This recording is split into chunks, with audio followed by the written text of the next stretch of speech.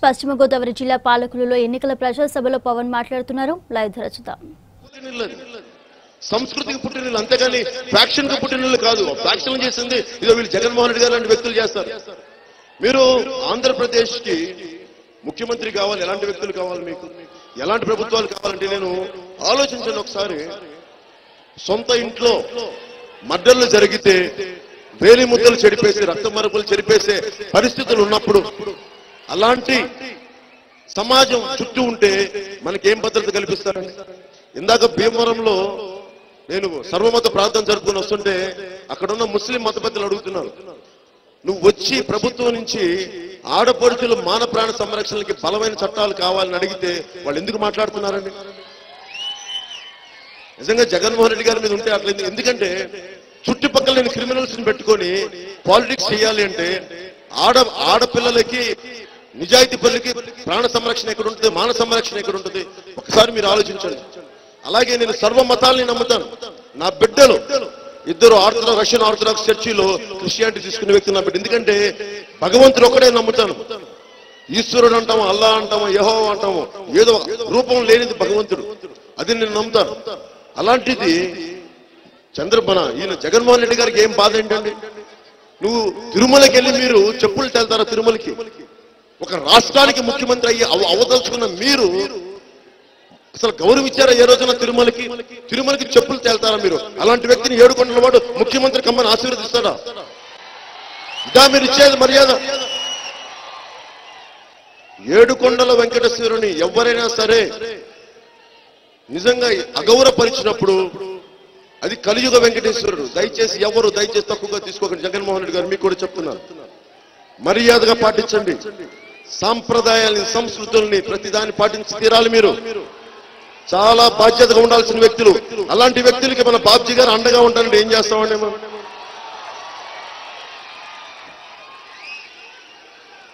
అలాగే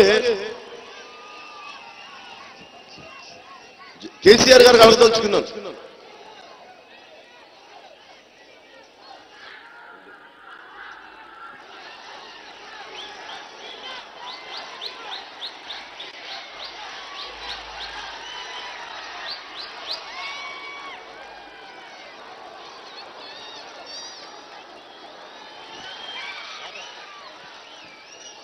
హైదరాబాద్ లో యాదగిరి గుట్ట ఉంది. యాదగిరి గుట్టకి జగన్మోహన్ రెడ్డి గారు చెప్పులేసుకుని వస్తే కేసీఆర్ గారు ఒప్పుకుంటారా? అంటే తెలంగాణ నరసింహస్వామి వేరును ఆంధ్ర నరసింహస్వామి వేరుంటారండి, తెలంగాణ వెంకటేశ్వర వేరును ఆంధ్రాకి వెంకటేశ్వర వేరుంటారండి. మరి అలాంటి వ్యక్తికి మన కేసీఆర్ గారు సపోర్ట్ చేస్తే ఎట్లా?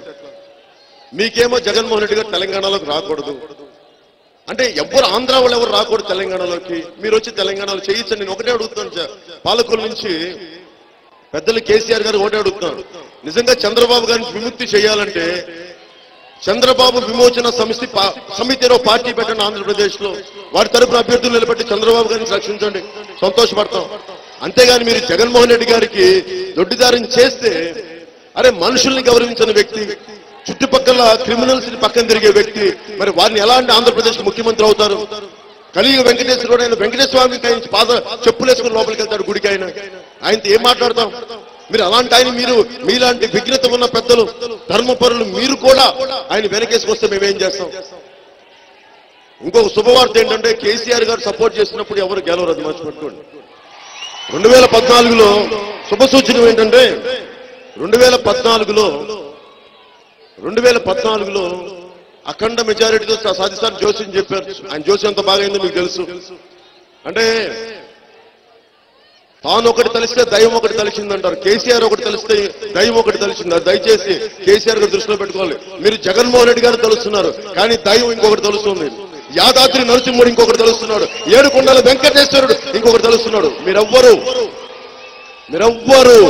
ముఖ్యమంత్రులు కావచ్చు, ప్రధానమంత్రులు కావచ్చు, గొప్ప గొప్ప వేల కోట్ల అధిపతులు కావచ్చు, కానీ భగవంతుడి ముందు, తల్లి ముందు, యెహోవా ముందు, అల్లా ముందు, ఈశ్వరుడి ముందు మీరందరూ చాలా చాలా సామాన్యులు. గుర్తుపెట్టుకోండి, తగ్గి ఉండడం నేర్చుకోండి. అందరూ తగ్గి ఉండటం. ప్రకృతి పంచభూతాల కంటే మీరెవరు ఎక్కువ కాదు.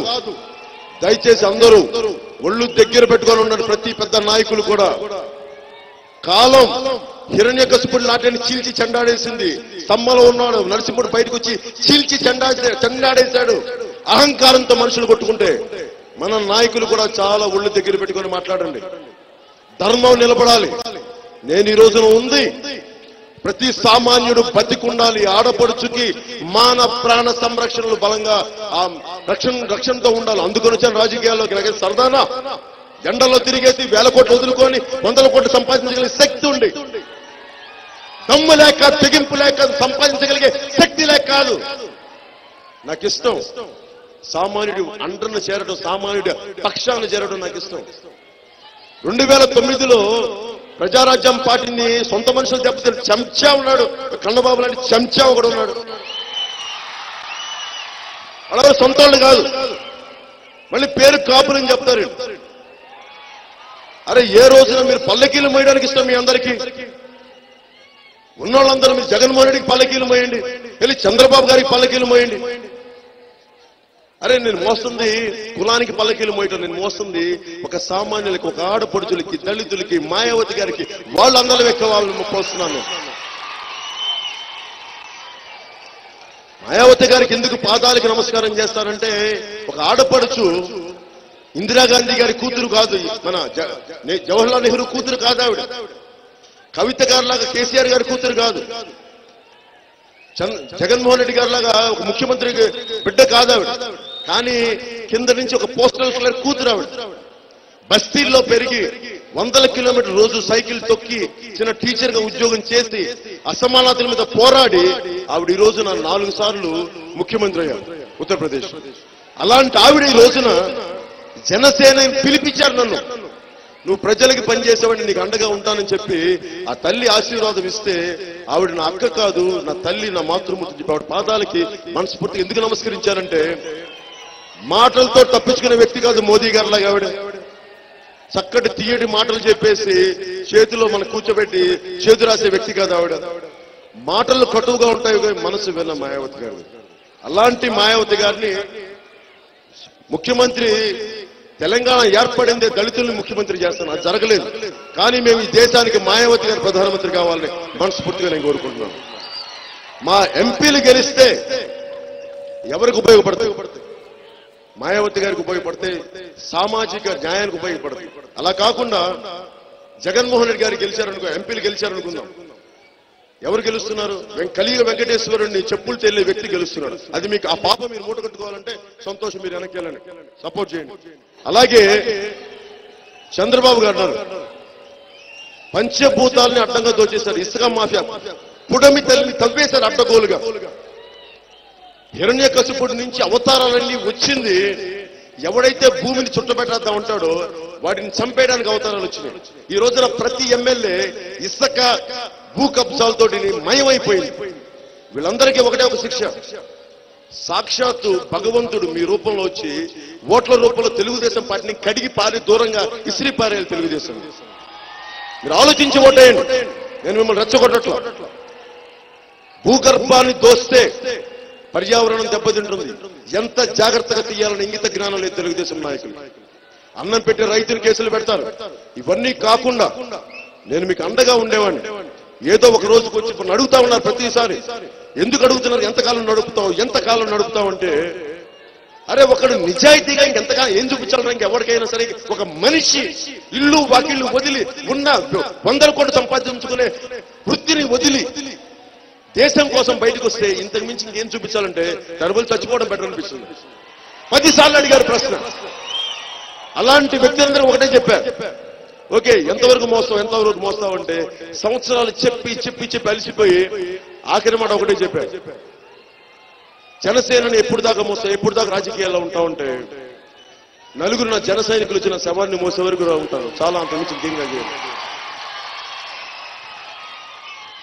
ఇంతకు మించి ఈ దేశాన్ని కానీ ఈ రాష్ట్రాన్ని కానీ ఎవరన్నా చేస్తే దయచేసి మీరు వాళ్ళకి అండగా ఉండండి. నేను మటుకు నా సర్వశక్తులు ఒడ్డేసి వచ్చాను. ఈ రోజున సర్వశక్తులు ఒడ్డి రూపాయి పెట్టుబడి లేకుండా కేవలం నమ్మకం, నిజాయితీ, సొంత అన్న వాళ్ళు పక్కన ఎవరు లేరు. నేను స్టార్ట్ చేసినప్పుడు ఒక్కళ్ళు అనుకూల పరిస్థితుల్లో 100 మంది రావచ్చు గాక, ప్రతికూల పరిస్థితుల్లో ఉండటమే కదా లక్షణం అనేది. పురుష లక్షణం ప్రతికూల పరిస్థితులు నిలబడగలవా లేదన్నది పురుష లక్షణం. అలాంటి పరిస్థితులన్నింటిని దాటుకుని ఎందుకు నెగ్గుకు రాగలిగానంటే మా దగ్గర ఉన్న ఇక్కడ ఆడపడుచులు అన్నదమ్ములు మేము ఉన్నామని చెప్పి మీరు వస్తే నేను వచ్చాను. ఇక్కడ కుటుంబాన్ని నమ్ముకొని రాలేదు, నేను ఎవరిని నమ్ముకొని రాలేదు.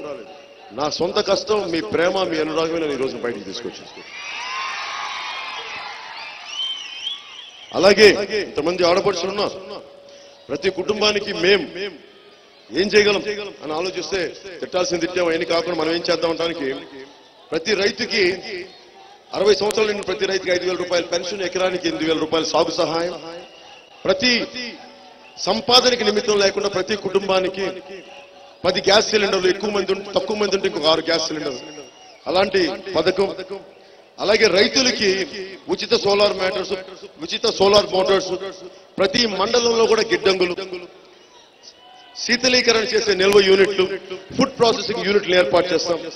అలాగే 3 లక్షల ఉద్యోగాల్ని, ప్రభుత్వ ఉద్యోగాల్ని వచ్చిన 6 నెలల్లో యువతకి భర్తీ చేయించే బాధ్యత మేము తీసుకుంటాం. అలాగే 25,000 స్పెషల్ పోలీస్ కమాండో పోస్టుల్ని 10వ తరగతి చదివిన యువత కోసం ప్రత్యేకించి మేము కోర్సును తయారు చేస్తా ఉన్నాం. అలాగే ప్రతి మత్స్యకారులకి 58 సంవత్సరాల నిండిన మత్స్యకారుడికి 5,000 రూపాయల పెన్షన్ ఇస్తున్నాం. అలాగే చేనేత కార్మికులకు కూడా 5,000 రూపాయల పెన్షన్ ఇస్తున్నాం. అలాగే మీడియా జర్నలిస్టులకు కూడా సొంత గృహం కల్పించడంతో పాటు 8,000 రూపాయలు 8,000 రూపాయలు వారికి పెన్షన్ ఇవ్వబోతున్నాం. అలాగే మనకి గోదావరి జిల్లాలో ఎక్కడ చూసినా చిరు వ్యాపారాలు ఎక్కువ. అలాంటి వారందరికీ ఏ విధమైన పూచీ లేకుండా 10,000 రూపాయల వరకు పావలా వడ్డీ రుణ సదుపాయంతో పావలా వడ్డీ రుణ సదుపాయం ఇస్తాం. తిరిగి కట్టేస్తే మళ్ళీ ఇంకొక సంవత్సరం లోపు కట్టేస్తే పావలా తాగిపోద్ది, సంవత్సరం దాటితే ₹10. ఇలాగ చిరు వ్యాపారాలకి వడ్డీలకి వాళ్ళ జీవితాలు దోచేయబడకుండా, వడ్డీ వ్యాపారస్తులు దోచేయకుండా ప్రభుత్వం వాళ్ళకి అండగా ఉండేలాగా ఎక్కువ సార్లు 10,000 రూపాయలు తీసుకో రికరింగ్ లోన్ ని జనసేన ప్రభుత్వం ద్వారా చిరు వ్యాపారాలకు ఇవ్వడం జరుగుతుంది.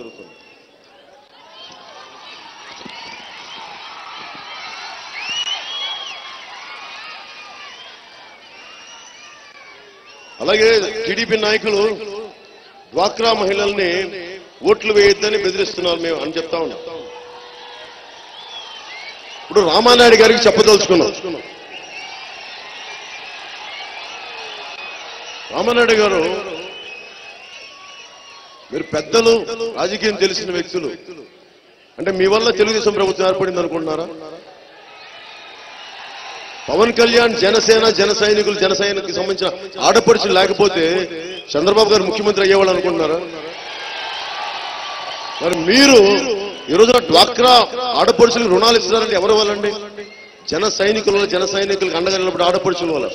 అలాంటి మా డ్వాక్రా ఆడపడుచులకి మేమెందుకు ఇబ్బంది పెడతాం? మీరు ఇచ్చేదానికంటే 10 రూపాయలు ఎక్కువ ఇస్తాం మేము డ్వాక్రా మహిళలకి. మీరు